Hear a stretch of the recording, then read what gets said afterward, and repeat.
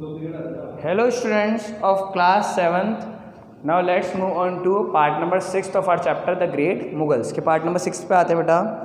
And the next topic is Aurangzeb. अब हमें औरंगज़ेब के बारे में पढ़ना है. ये लास्ट रूलर हैं मुग़ल डायनेस्टी, इनके बारे में हमें पढ़ना है ना. रूलर तो इनके बाद भी रहे, लेकिन मैं आपको बताऊंगा किस तरीके से औरंगज़ेब के जाने के बाद वीक रूलर्स आए, है ना. वो रूलर किसी काम के नहीं थे, गद्दी को अच्छे से संभाल नहीं पाए, तो उन्हें राजा बोलना या उनके बारे में पढ़ना ही बेकार है एक तरह से, है ना. तो ठीक है, वो मुग़ल एम्परर तो थे, लेकिन हाँ उनके बारे में आपको नहीं पढ़ना. आपको औरंगज़ेब लास्ट रूलर है जिन्हें इनके बारे में पढ़ना है. औरंगज़ेब का जो समय था, है ना, इंडियन हिस्ट्री में वो काफ़ी बड़ा रहा. पहली बार तो बड़ा यानी कि अराउंड 50 ईयर्स औरंगज़ेब ने राज किया. ठीक है, दिल्ली की गद्दी पर 50 साल, 1658 से 1707. 1707 जरूर ध्यान रखें, डेथ है औरंगज़ेब की. औरंगज़ेब का समय ख़त्म हो जाएगा, दिल्ली एम्परर औरंगज़ेब अपनी गद्दी से हट जाएंगे और मुग़ल डायनेस्टी का भी एक तरह से अंत हो जाएगा. औरंगज़ेब के लिए आपको ये बात ध्यान रखनी है कि औरंगज़ेब के समय पे मुग़ल एम्पायर बिल्कुल पीक पे पहुंचा, है ना. सबसे ज़्यादा एक तरह से हाईएस्ट पीक मतलब कि युद्ध लड़े और जीते भी सही मुग़ल एम्पायर ने औरंगज़ेब के समय पे. लेकिन यही एक बात और औरंगज़ेब या मुग़ल एम्पायर के लिए बुरी भी साबित हुई. युद्ध इतने लड़े गए कि एक तो जो ट्रेज़र था, जिसे रॉयल ट्रेज़र बोलते हैं, राजा के दरबार का ख़जाना था, वो पूरी तरीके से खाली हो गया.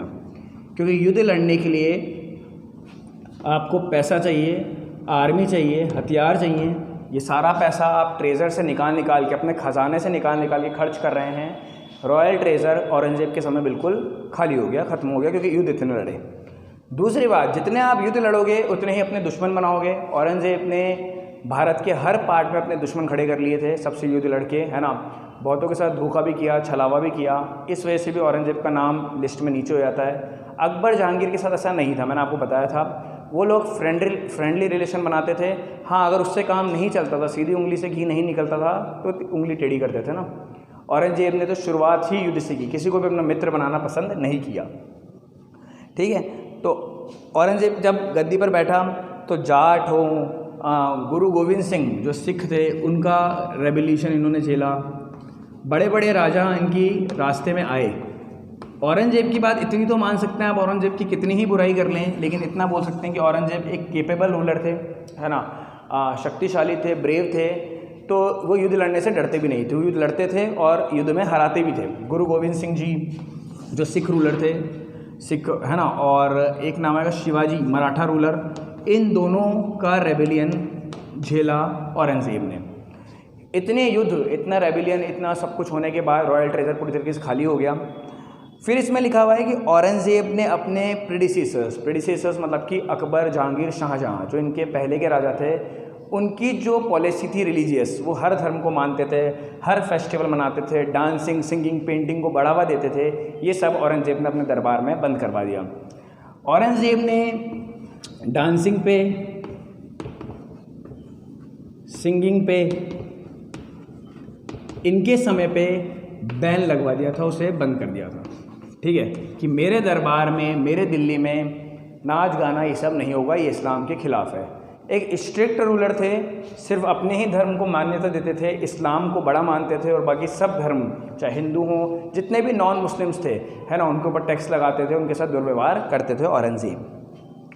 ठीक है, उसके बाद समय ऐसा आ गया औरंगज़ेब का कि इनके दरबारी भी इनके साथ नहीं रहे, दोस्त किसी को बनाए नहीं, पूरे जीवन भर सिर्फ दुश्मनी बना के रखा. तो मैंने आप लोगों को पार्ट नंबर 5 जब एंड किया था तो बताया था औरंगज़ेब ने अपनी मुग़ल एम्पायर की पूरी वैल्यू गिरा ली थी अपने नेचर से, है ना. युद्ध लड़ना, किसी को मित्र न बनाना, हर चीज़ स्ट्रिक्ट होने की वजह से, हर चीज़ जो सही है, डांसिंग सिंगिंग में क्या बुराई है, उसको बंद कर दिया औरंगज़ेब ने अपने दरबार से, पूरा एंड कर दिया. तो औरंगज़ेब ने जो पॉलिसीज़ अपनाई, उसकी वजह से मुग़ल एम्पायर डिक्लाइन की तरफ गया. इसके बाद जो रूलर आए वो काफ़ी वीक थे, है ना, किसी काम के नहीं रहे. तो मुग़ल एम्पायर यहाँ ही औरंगज़ेब के साथ एंड भी हो जाता है, आप ऐसा कह सकते हैं. मैं बार बार बोल रहा हूँ, रूलर तो आए, किंग तो आए, लेकिन उनके बारे में ना हमें पढ़ना है, नहीं उन्होंने कुछ ऐसा काम किया कि हम पढ़े उनके बारे में. उसके बाद क्या हुआ, औरंगज़ेब की 2 बुक्स के बारे में आप लोगों को मुझे बताना है. ये यहाँ तक कि औरंगज़ेब की कहानी थी. औरंगजेब के दरबार में जब औरंगजेब का समय रहा, इनके ऊपर 2 बुक्स लिखी गई, आपके बुक में है वो, उसे आप मार्क कीजिए। औरंगजेब का जो टाइम पीरियड है 1658 से 1707, उसमें एंड में आएंगे पेज नंबर 137 पे। मोहम्मद काजिम नुस्खा ए दिलखुश एंड ईश्वर दास फुतुहित है Alamgiri are the main literary sources for the period. अब मेन लिटरेरी सोर्सेज का मतलब क्या है कि इनके बारे में औरंगजेब के समय को ब्रीफली इसमें डिस्क्राइब किया गया है कि औरंगजेब कैसे राजा थे, उनके समय पे क्या क्या युद्ध उन्होंने लड़े, कितने जीते कितने हारे, हर चीज़ उसमें बताई गई है। तो मोहम्मद काजिम तो कौन है, जिन्होंने बुक लिखी है, क्या बुक लिखी है, नुस्खा ए दिलखुश। और ईश्वर दास सेकेंड बुक लिखी है उन्होंने, फुतुहित ए आलमगिरी। ये 2 बुक्स औरंगजेब पे लिखी गई थी इनके समय में, ठीक है। तो आपको ध्यान रखनी है मोहम्मद काजिम की नुस्खा ए दिलखुश और ईश्वर दास की फुतुहित ए आलमगिरी। उसके बाद आता है नेक्स्ट टॉपिक है आप लोगों की बुक में मुगल एडमिनिस्ट्रेशन।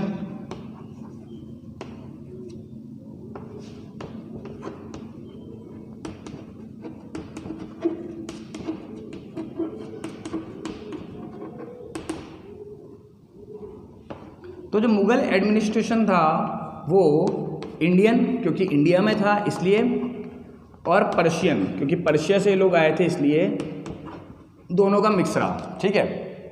हाईली सेंट्रलाइज था, सेंट्रलाइज मतलब कि राजा ही सब कुछ था, राजा ही सारे डिसीजन लेता था। किंग को एक तरह से लोग भगवान की तरह पूजा करते थे, ठीक है, चाहे अकबर हो। थोड़ा ये जो पीरियड था औरंगजेब का अगर हम समय निकाल दें तो उससे पहले के राजाओं की बहुत रिस्पेक्ट थी, उन्हें लोग भगवान मानते थे मुगल डायनेस्टी में। तो लोग किंग को गॉड की तरह पूजा करते थे, सेंट्रलाइज सिस्टम था, किंग ही सारे डिसीजन लेते थे अपने दरबार में। हालांकि उन्हें हेल्प करने के लिए ऑफिशियल्स लगाए गए थे, ठीक है। इन ऑफिशियल्स के बारे में आपको पढ़ना भी है, जो इन हेडिंग्स हैं आप लोगों की बुक में, वजीर, वकील, मीर बख्शी, चीफ सदर, ये सब आपको पढ़नी भी है। उस टाइम के ऑफिशियल्स के नाम हैं, है ना, ऑफिसर्स के, जो गवर्नमेंट ऑफिसर्स होते थे, जो गवर्नमेंट के लिए काम करते थे, राजा के लिए काम करते थे, उनके नाम हैं। आज बस फ़र्क इतना है, इनके नाम बदल गए, काम वही है ना। तो ये आप लोगों को पढ़ना है कि कौन कौन से ऑफिशियल्स थे जो किंग की हेल्प करते थे। तो अभी आप लोग इस पार्ट तक तो यही बात ध्यान रखेंगे कि मुगल एडमिनिस्ट्रेशन इंडियन और पर्शियन स्टाइल का मिक्स था, सेंट्रलाइज सिस्टम था। सेंट्रलाइज मतलब कि राजा ने सारी पावर अपने पास सेंट्रलाइज कर रखी थी, नीचे दे नहीं रखी थी, लेकिन हालांकि वो हेल्प लेता था ऑफिशियल्स की अपने वर्क को करने के लिए। 2 इसमें बहुत अच्छी बात आई है कि मुगल एम्परर, हमेशा मुगल एम्परर के लिए माना गया कि वो अपनी पीपल्स का, है ना, जो उसके दरबारी हैं, जो उसकी प्रजा है, उनका वो ध्यान रखता था, है ना। दीवाने आम, दीवाने खास, ये 2 हॉल बनाए गए थे जहाँ पे गरीबों की या जितने भी लोग हैं दरबार में हैं या उनके रूल के अंडर आते हैं, वहाँ पे उनकी प्रॉब्लम्स को सुना जाता था। तो उनको पूरी रिस्पेक्ट दी जाती थी कि कोई भी प्रॉब्लम राजा से या किसी भी राजा के फैसले से, या कोई भी आपके साथ कोई गलत काम हो रहा है आपके रूल में, आपके दिल्ली में, तो आप राजा को शिकायत कर सकते हो। उसके लिए दीवाने आम और दीवाने खास बनाए गए थे, जहाँ पे सारे गेस्ट ठहरते थे। वहाँ पे हर पीरियडिकली एक वो बनाई जाती थी शिकायत के लिए कि आप कोई भी कंप्लेन राजा को कर सकते हो अगर आपको किंगडम से कोई प्रॉब्लम है तो एक मुगल डायनेस्टी के लिए भी, जैसे आपको मैंने बताया था कि किस तरीके से बेल ऑफ जस्टिस जहांगीर ने बनाई थी कि कोई भी मुझसे प्रॉब्लम हो तो ये बेल मैंने किंगडम के बाहर लगा दी, इसको आगे बजा देना, मैं बाहर आ जाऊँगा। ऐसे अकबर भी थे, वो भी सबकी बात सुनते थे, अपने दरबार में सबको एंट्री देते थे। तो मुगल एम्पायर के लिए एक बात बहुत फेमस हुई थी उस समय पे कि मुगल राजा सबको साथ लेकर चलने वाले राजा हैं, है ना। किसी भी धर्म, किसी भी जाति के साथ भेदभाव नहीं करते, सबकी बात सुनते हैं, कोई शिकायत हो तो उसको सॉल्व करते हैं। लेकिन औरंगजेब आते आते ये चीज़ें कमज़ोर होती गई, है ना। औरंगजेब उतने अच्छे राजा नहीं बन पाए पब्लिक के लिए, इतने अकबर, जहांगीर और शाहजहाँ बने, ठीक है। तो उसके लिए यहाँ पे 2 हॉल लिखे गए हैं ना, हॉल के नाम हैं दे वर हर्ड इन द दीवाने आम and Diwan-e Khas, the hall where the other guest were received, जहाँ पे और गेस्ट भी बैठते थे। दीवाने आम, दीवाने खास में सब पब्लिक को बुलाया जाता था और उनकी बातों को सुना जाता था। फिर आप लोगों को पढ़ना है मेन कौन कौन से ऑफिशियल्स थे मुगल एम्पायर में, वो मैं आप लोगों को पार्ट नंबर 7 में पढ़ाऊँगा। तो पार्ट नंबर 6 में आप लोगों को इतनी बात क्लियर होगी कि औरंगजेब का समय कैसा रहा, डिक्लाइनिंग समय रहा, ठीक है। युद्ध तो उसने बहुत लड़े, युद्ध लड़ने की वजह से ट्रेजर खाली हुआ, पहले तो खजाना खाली हुआ, उसके बाद भी बात इतनी बन नहीं पाई, है ना। उसके बाद भी वो स्ट्रिक्ट रूलर था, डांसिंग सिंगिंग पे बैन लगा दिया, इस्लाम को मानता था, बाकी सब धर्म को रिस्पेक्ट नहीं देता था। तो लोगों के मन से निकलने लगा मुगल एम्पायर, है ना। और धीरे धीरे करके जो रूलर आए औरंगजेब के बाद, वो ये वीक आए, कमज़ोर रूलर आए, इतने कैपेबल नहीं थे, तो मुगल एम्पायर ख़त्म होने लग गया इसके बाद। ठीक है, तो ये अंत हो गया। उसके बाद मुगल एडमिनिस्ट्रेशन में जो मेन ऑफिशियल्स हैं वो मैं आप लोगों को पार्ट नंबर 7 में कराता हूँ। Okay, thank you.